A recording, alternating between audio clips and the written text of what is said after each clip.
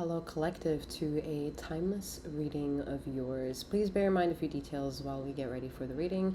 I am Master Seventh, aka Seventh, that reads these energies for you. Should you want to know who she is, what she has to offer, and what she's all about, my details can be found via the link in the description box below.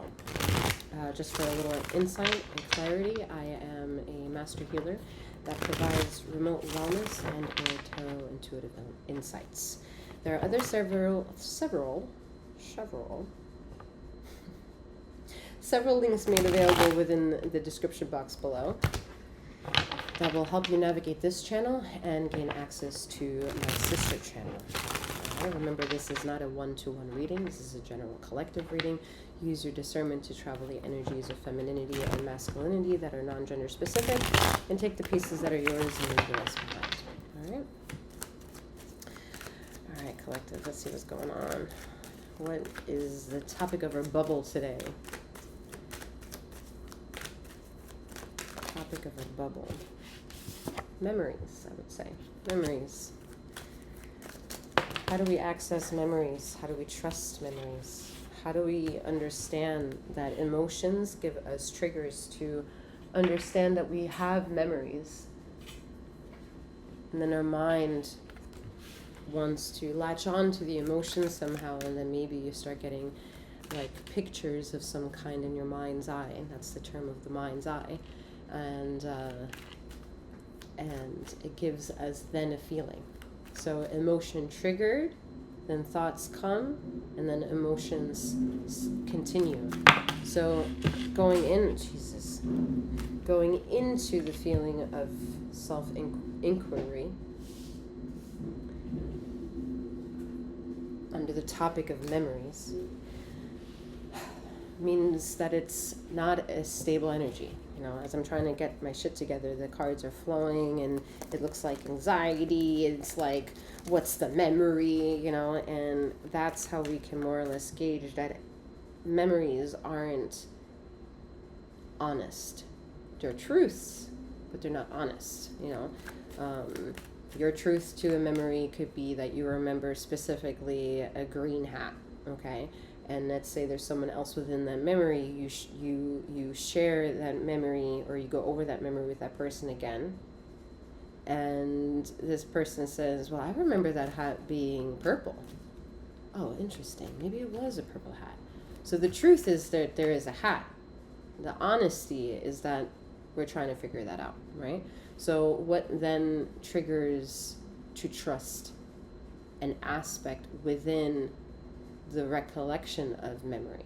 And that's remembrance. All right, that's where that formula is, unfortunately, I think, perfected by the universe and trying to be understood by mankind.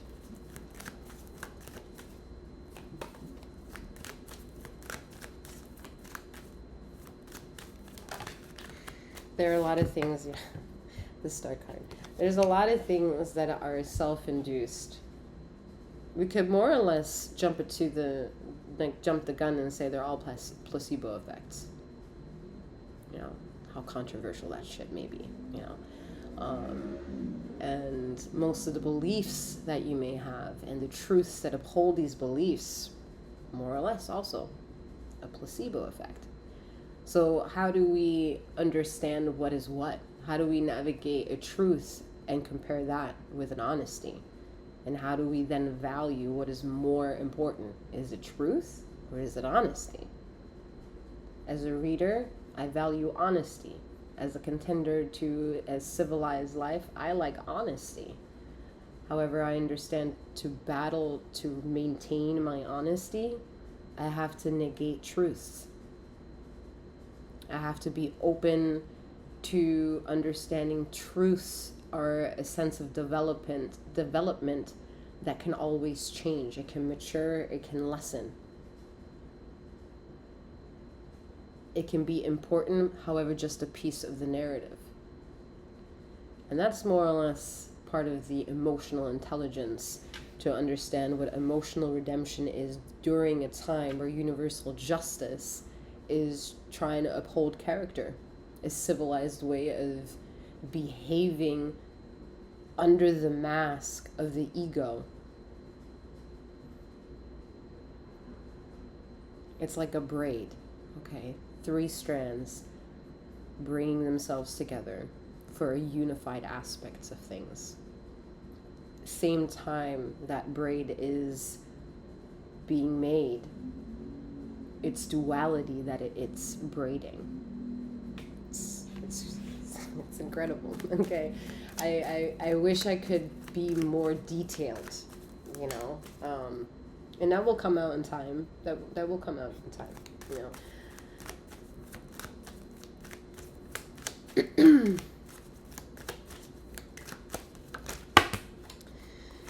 Alright.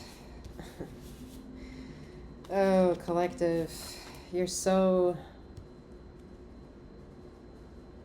consumed by the blue pill. Because the blue pill is what you think might be your red pill. Go ahead and forward this reading to some other individuals who might just benefit from this shit. Alright, because there are things with the 10 of Cups here and the 5 of Pentacles, Wheel of Fortune, the Ace of Cups. Okay, there are things in the world that are known and unknown. There are always things within that are, in layman's terms, a fucking struggle. It's a struggle. People either don't understand how you're injured. They maybe don't know. Maybe they're on their way to try to help you. Yet on that journey to try to help you, you can also almost be like, it's an emotional connection to feel that a person is saving you. Yet that person is not saving you. He's bringing you, he, she, them are bringing you to a location to assist. So when this card shows up and you are longing to be seen, it can validate that an energy around you, people, places, and things, are either proactive to assist you with change, yet you may feel emotionally dissatisfied by a certain standard of an expectation that's not necessarily your fault. It's just the way your mind is operating and your emotions are processing that journey. And then there is a form of realizing when this card introduces itself, a person, place, and or thing may be more or less gaslighting you. They want to offer a certain presence, yet that's it. It's their presence. Their presence is all that they are. The moment you want to play with the presence, interact with the present, it's figuring out whether or not that's pleasant or not, if that's satisfactory, if it was worthy of time, if it was something you enjoyed, whether it was opportunistic, whether it was a relationship. Of any kind, all right? Any connection to anything outside of you is a relationship. You can have a relationship with a plant, you can have a relationship with tarot, you can have a relationship with people, you can have a relationship with yourself, you can have a relationship with a pet, you know, with animals, with all types of things. And then it's key to understand why it can be all that, because it's a relation and it's an exchange, which is the ship part. So you realize in one way or another you can accept that the ship is you, and how you are transactionalized by everything that the ship traverses is the relation to it. So it's a whole engine that could. It's your mental, physical, emotional, physical, spiritual, all encompassing energy of self. All the thousands of ways and millions of ways that you have a bunch of nuclei working together. And how thought can trigger the past of emotions and the past of traumas and try to bring equilibrium to both ends of either blissfulness or deceit and betrayal.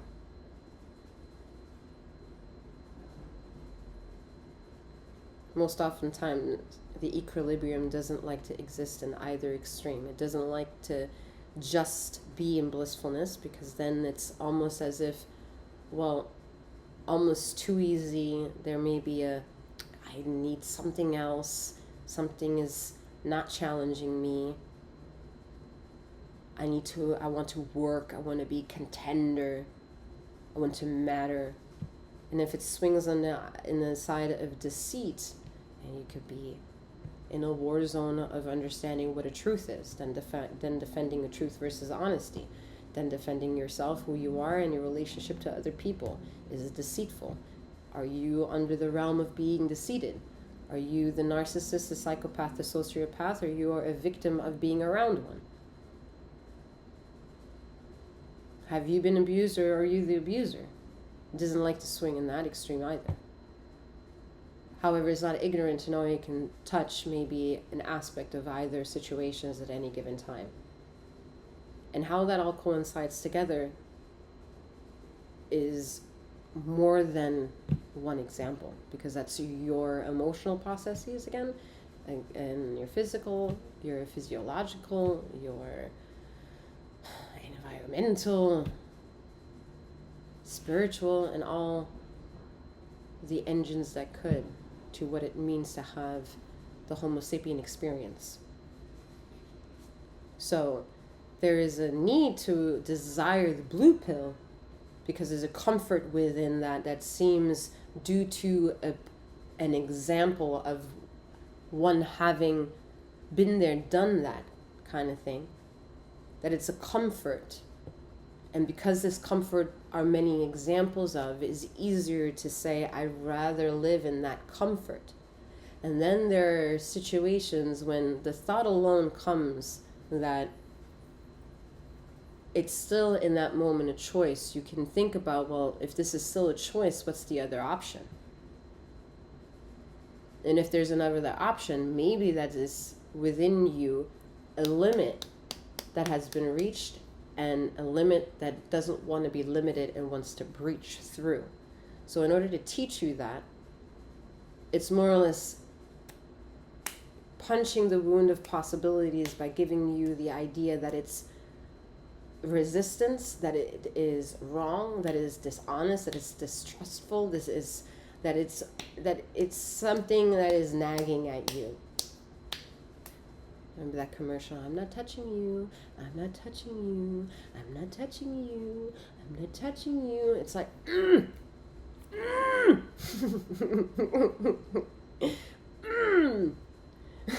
If I was a contender in that moment to say, yeah, but you touched my aura, you know? So perception is the name of the game, to understand that if you can disassociate yourself from that, by diving into that possible philosophy, then you realize you're void of emotion, because that state is a high vibrational aerial viewpoint of what it means to look upon the Homo sapien experience and be in wonderment how it can be played out, how it can be its own dictator to its world in one way. At the same time, possibly be in a Truman Show situation, because this person may not know that someone else is creating this world.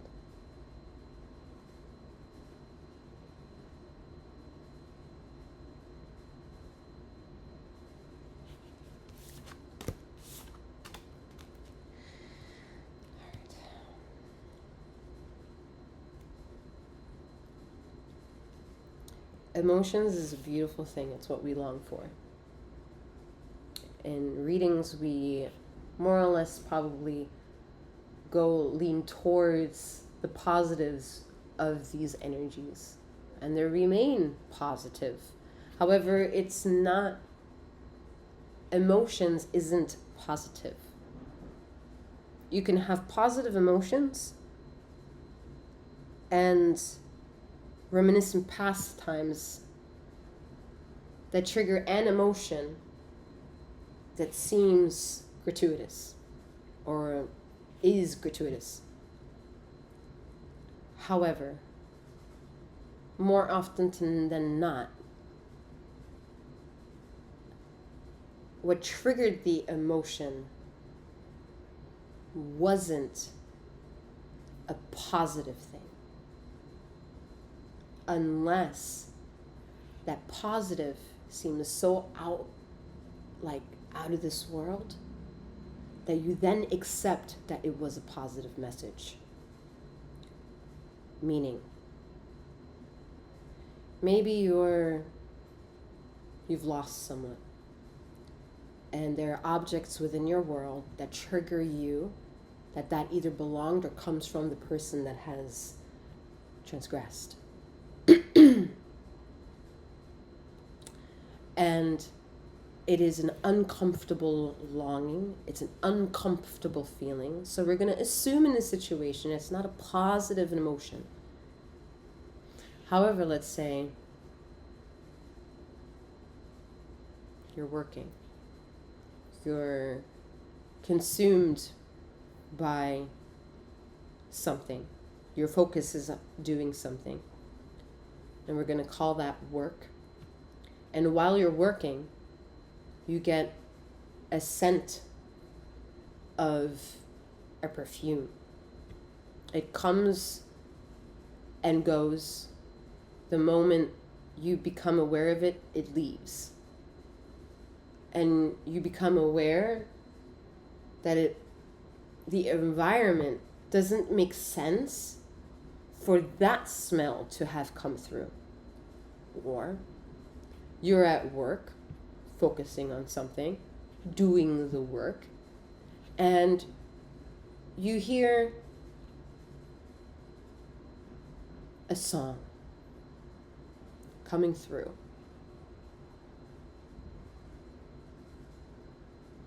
And you're like, once you realize what song it is, you're like, wait a minute. I don't recall listening to that song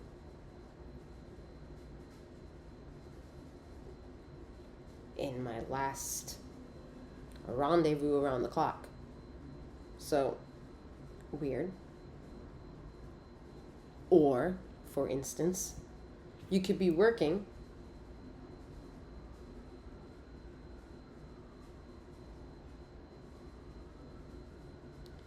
and you are focused on doing something. And all of a sudden, visions become like a kaleidoscope within what it is that you're looking at, and you'll catch yourself daydreaming.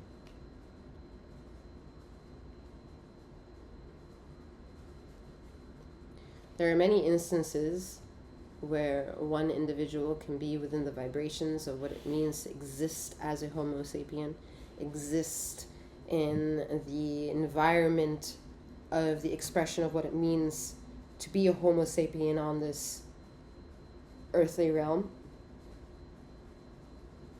And there are things that can happen to an individual of being a Homo sapien, where the Homo sapien understands that did not come organically from their own makeup of existence. It is a knowing one does not have to approve or disapprove of. It is not a knowing that anyone really can critique within you if you're right or wrong. That's how private that world is. That's how silent that world is. And also, in that silence, fucking loud. It is so loud, you cannot ignore it. You can't ignore it. If you were to ignore it,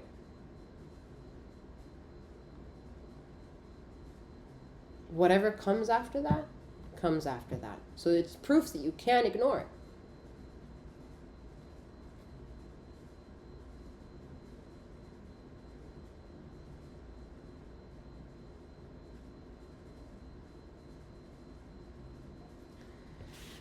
All right, let's just keep going.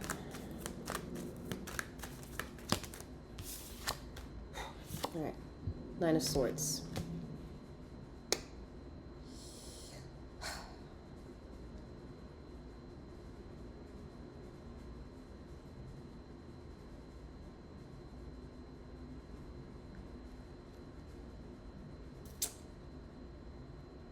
To get out of this uncomfortable truth is for seventh energy to remind you that the best pill that you can accept in your universe is to challenge yourself to define cognitive dissonance. Where does that trigger within you? Where does that show up? Does it show up already in your normal, regular life with whatever you enjoy, entertainment-wise, consumption-wise, socially, emotionally, whatever life that you've created for your life or a life that has been created thus for you breathing? Does it have any hiccups? Does it have any kinks? Does it have any questions of what you wish you could change? Does it have any insight or an inkling, thinking of if it did a mistake, feeling guilty, feeling anger, feeling fear? Are those a possible way that the individual could surmise about themselves?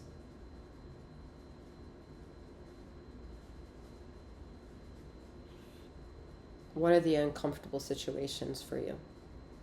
Where do you feel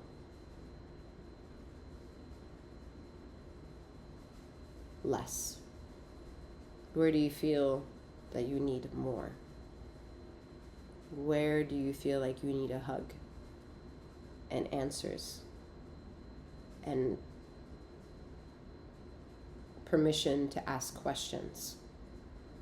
Permission in knowing that any question that you give is a good question. It's a question that you had. So in more ways than one, it deserves an answer. Yet what if somebody were to tell you that if you can learn how to formulate that question, perhaps it also means that the denomination of the underworld of building that question, that you already have the answer to that question.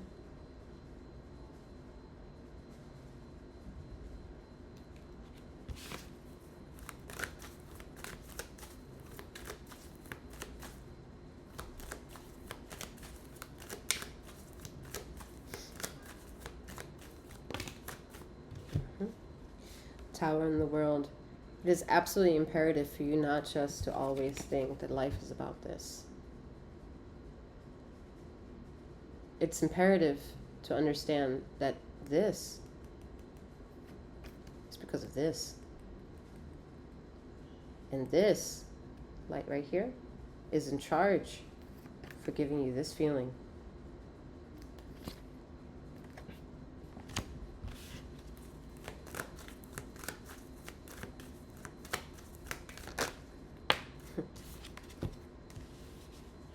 If you didn't believe it, maybe now, with the devil.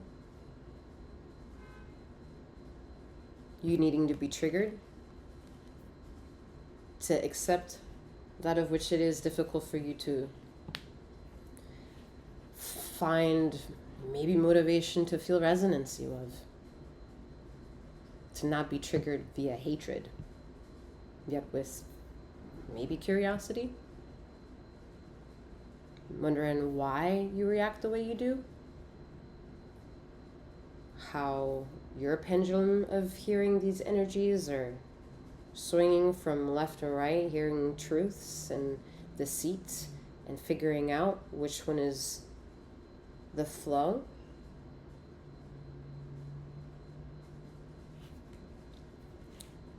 Because the devil for me is the ego.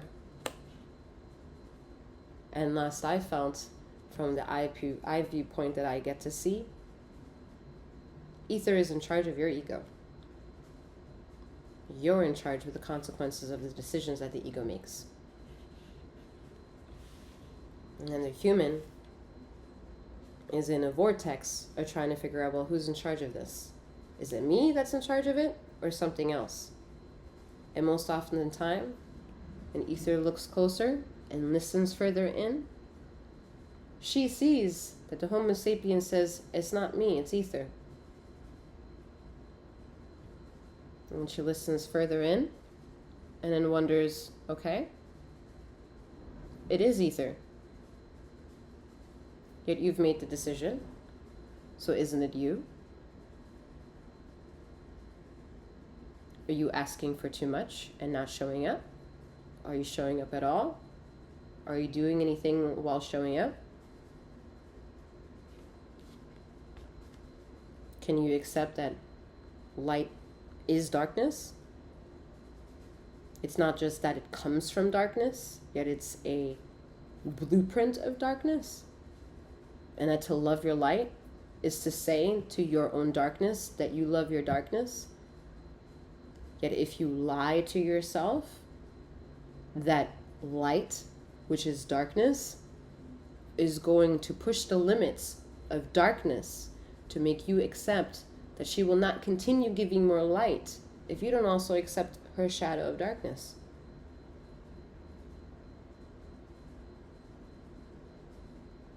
And no, that's not a gender-specific energy. That's specific energy.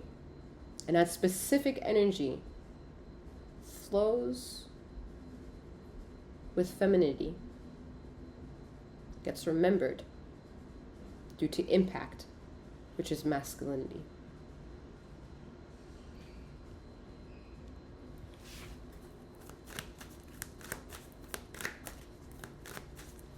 Masculine energy doesn't do healing, yet femininity within masculinity provides the healing. So it's the flow. Ten of Wands, you are the contender to understanding that equilibrium of yourself. That's where we would get into the Sanskrit understanding of what a Kundalini is. And that the Kundalini is the derivatives of the 33 vertebrae that are contingent to figuring it all out. The pendulum all swinging left and right to truthful and deceit. Truth and deceit. Truth and deceit. And what's the middle ground of all that? A good hug of honesty. All wrapped in one. You can't get way of the honesty of the center point. You can live in this world, and you can live in this world. But living in here too long, this will not be sustainable because it has no attention. You can live in this world for too long, and then this will become weaker because it hasn't gotten attention. So, with that seesaw of justice, as you can see, these are the scales of the Libra scales of justice. The universe comes in and sees, well, interesting. You want a certain flow. But I can only give you this flow through the center aspect of that of which you are. What you choose to do within that is part of the flow. Tarot can give you messages down the center. And they can feel fucking good, or they can feel fucking bad. And you can choose all or none of them. That's how much it cannot control you. Only you. Only you can.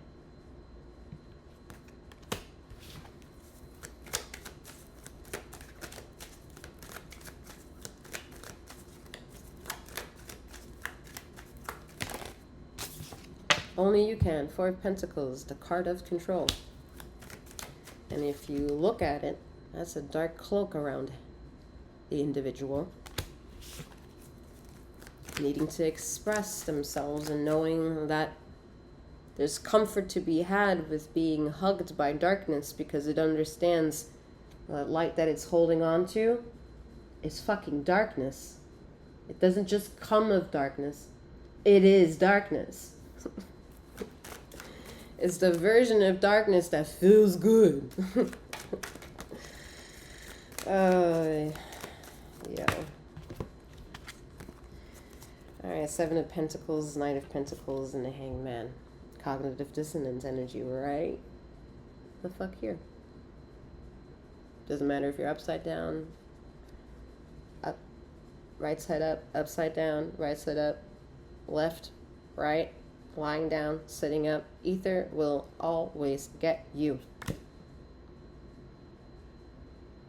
So if either is always going to get you, if you're up, down, left, right, upside down, right side up, doesn't that mean it doesn't matter? All of it is an illusion, not just the things that are upside down. For the upside down is right side up, and right side up is upside down, as above, so below. All right, just looking at that possibility a little bit closer here with the Seven of Pentacles. Okay, how you can bring yourself to more knowing, more truths, unlocking honesty, and all that jazz.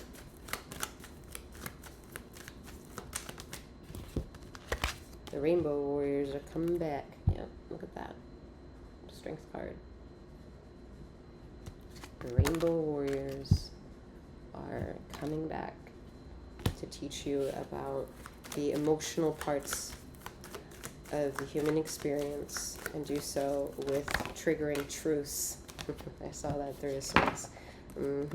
Three of Swords, the Sun, and the Two of Wands. Don't come to tarot looking for universal justice. That's a stab to my second channel. The sister energy is all about universal justice, which is the light aspect. Okay? Study the energy. You'll be able to trigger yourself with data with Google. Google.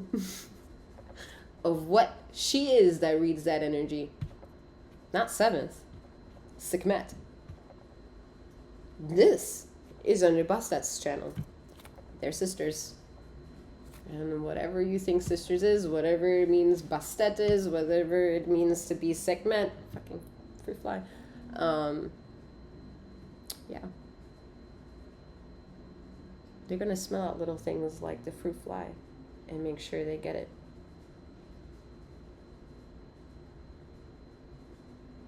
Because yes, a fruit fly is lower dimensional.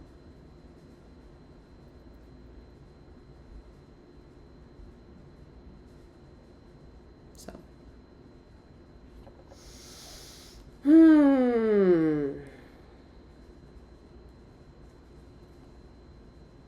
Let the Great Awakening begin. Let it begin, for it already has begun. You are late as you are on time. And you are ahead as you are at the back of the finish line.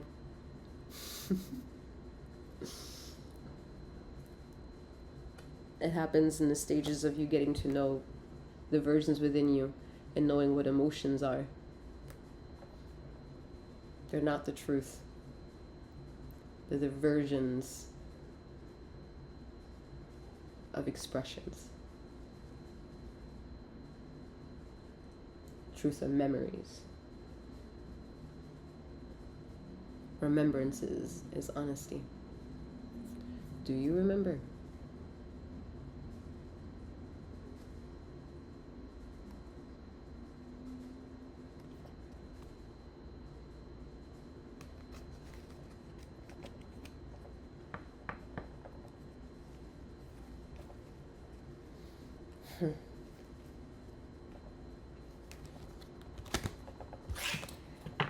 I just saw 30 through 44. All right, with that being said, I'm wishing you a wonderful morning or night, wherever you are in the ether of this time and space. And may you keep flowing, glowing, and glowing. Take care.